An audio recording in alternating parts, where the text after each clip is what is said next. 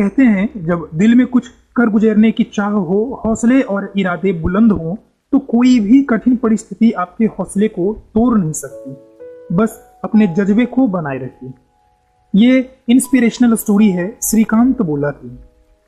श्रीकांत बचपन से ही ब्लाइंड है, पर कहते हैं ना कि ब्लाइंड वो नहीं होते जिनकी आंखें नहीं होती, बल्कि ब्लाइंड वो होते हैं जिनकी आंखों में कोई विजन नहीं होता। आज के दिन श्रीकांत लगभग 100 करोड़ रुपए की कंपनी के मालिक हैं। बुलेंट इंडस्ट्रीज प्राइवेट लिमिटेड के सीईओ। हैदराबाद के छोटे से गांव के बेहद ही गरीब परिवार में इनका जन्म हुआ। जन्म से ही आंखें ना होने की वजह से इन्हें काफी मुश्किलों का सामना करना पड़ा।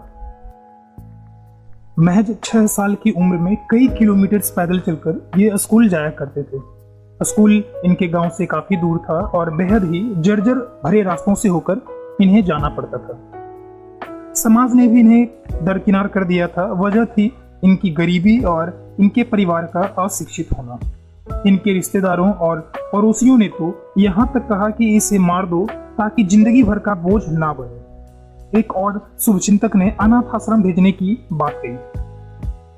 चांद तब हार जाता है जब वह मन से हार जाए, लेकिन इन्होंने कभी हार नहीं मानी। श्रीकांत बचपन से ही पढ़ने में बहुत तेज थे। एक तो घर में पैसे की तंगी, ऊपर से अच्छी शिक्षा का अभाव। फिर भी इन्होंने 10वीं बहुत अच्छे अंकों से उत्तीर्ण की। पर मुश्किलें यहाँ भी कहाँ थमने वाली थी। जिंदगी का सफर तो बाकी ही था। कहते हैं जब आप कुछ बड़ा करना चाहते हो तो बाधाएं बहुत आती है। श्रीकांत आगे की पढ़ाई के लिए साइंस पढ़ना चाहते थे, पर ब्लाइंड होने की वजह से उन्हें इजाजत नहीं मिली। Srikanth state board of education of Andhra Pradesh से पढ़ाई करते थे, जहां साइंस, मैथ ये सब्जेक्ट सीनियर ब्लाइंड स्टूडेंट्स के लिए नहीं था। इन्हें आर्ट्स, लिटरेचर, लैंग्वेज जैसे सब्जेक्ट पढ़ने के लिए बोला गया। लेकिन दूसरे कॉलेज में इन्होंने अप्लाई किया, वहां एडमिशन लिया और वहीं से मैथ साइंस लेकर 98% मार्क्स अचीव किया। ग्रेजुएशन अगला पड़ाव था। एडमिशन चाहते थे आईआईटी में, लेकिन यहां भी किसी कॉलेज, स्कूल, यहां तक कोचिंग वालों ने भी इन्हें एक्सेप्ट नहीं किया। After that he never turned back. Srikanth को अपनी स्कूली पढ़ाई पूरी करते ही अमेरिका के well known reputed institute MIT में एडमिशन मिल गया।